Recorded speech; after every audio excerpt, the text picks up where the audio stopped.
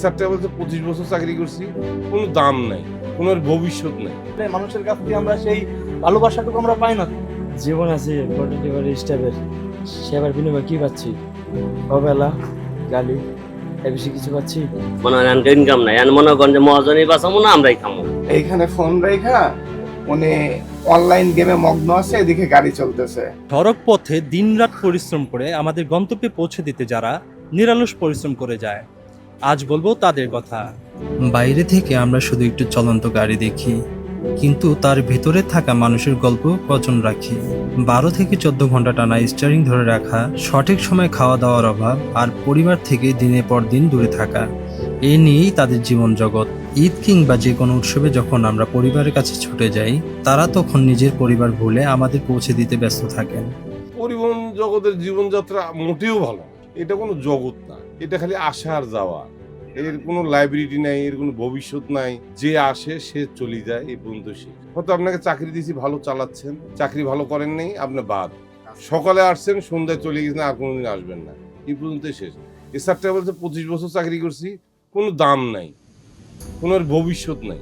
কাজ করলে পয়সা, না করলে নেই। তবু পরিবহনের ড্রাইভার হওয়া উচিত না, এবং ড্রাইভারের বিদ্যা অর্জন করার ঠিক না। অনেক ড্রাইভার আছে যে এইখানে ফোন রেখা উনি অনলাইন গেমে মগ্ন আছে, এদিকে গাড়ি চলতেছে।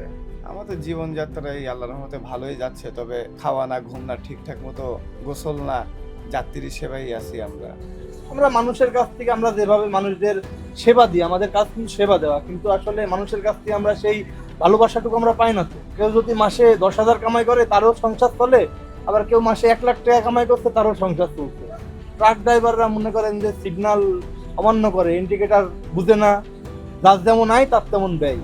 এত কষ্টের পরও তাদের জীবনযাত্রা আজ সংকটের মুখে। স্থায়ী নিয়োগপত্র না থাকা, দৈনিক জমার টাকা তোলার মানসিক চাপ, আর প্রতিনিয়ত দুর্ঘটনার ঝুঁকি। সমাজ অনেক সময় তাদের প্রাপ্য সম্মানটুকু দিতে কার্পণ্য করে, অথচ দেশের চাকা সচল রাখতে তাদের অবদান অস্বীকার্য। আমরা যে এখন সাহেব জার্নি করে যে আপনাদের সেবা দিচ্ছি, সেবার বিনিময়ে কি পাচ্ছি? অবেলা, গালি, এ বেশি কিছু পাচ্ছি? আলহামদুলিল্লাহ, রানিং এ খাওয়া দাওয়া মোটামুটি চলে। কোনো ওই যে ঢাকা বাবা বুড়িমারি চলে যদি থাকি, খাওয়া দাওয়া খুব বাজে। ঘুমে তো সর্বোচ্চ 2 থেকে 3 ঘন্টা। না, ঈদের ভিতরে তো 1 মিনিটও চোখ বন্ধ করতে পারি না। আর ঈদ ছাড়া তো ওই যে 2-3 ঘন্টা। আমাদের জীবন তো এরকম, মানে এই যে সারা রাত গাড়ি চালাই, গাড়ি চালানোর পরে মনে করেন যে আমরা যে ঘুমাই, এই ঘুমটাও ঠিক মতো হয় না।